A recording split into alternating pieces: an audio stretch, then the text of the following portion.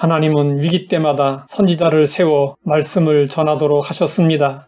유다 멸망 직전에 선지자로 부름받은 예레미야는 왕과 백성들에게 하나님이 주시는 말씀을 전해야 했습니다. 그가 전해야 할 말씀은 하나님의 심판과 멸망에 대한 것이었습니다. 예레미야는 하나님의 말씀을 전하며 많은 고난을 당했습니다. 그는 사람들의 조롱과 박해가 그치지 않자 더 이상 말씀을 전하지 않으려 했습니다.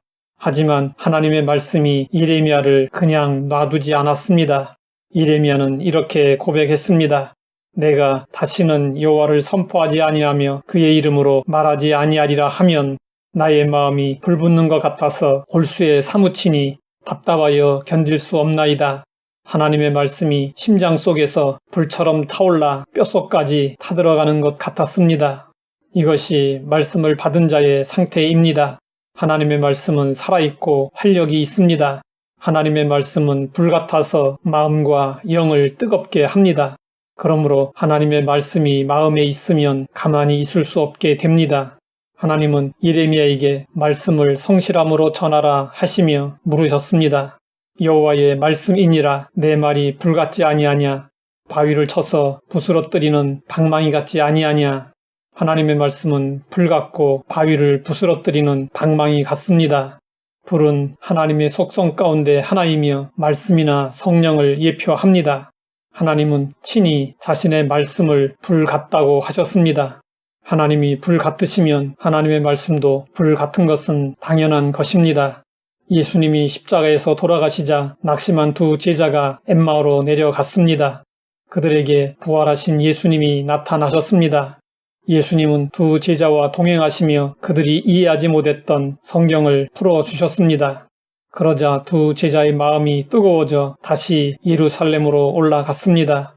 또한 하나님의 말씀이 방망이와 같다는 것은 권세와 능력이 있다는 것입니다. 예수님은 말씀의 능력과 권세로 귀신을 쫓아내고 병자들을 고치셨습니다. 그리고 바람과 파도도 잔잔하게 하셨습니다.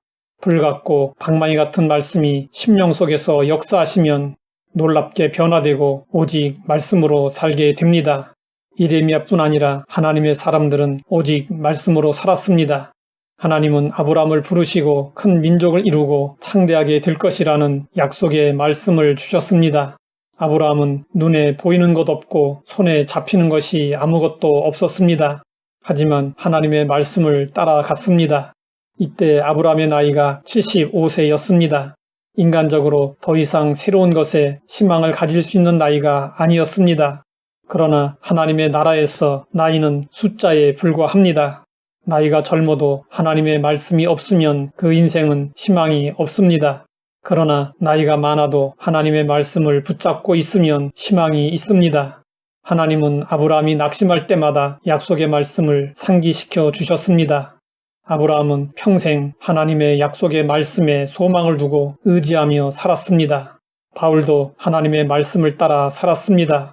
유대인들은 바울의 복음전도 사역을 방해하며 박해했습니다. 하지만 바울은 계속 복음을 전했습니다. 성경은 바울이 그렇게 할 수 있었던 이유를 이렇게 밝히고 있습니다.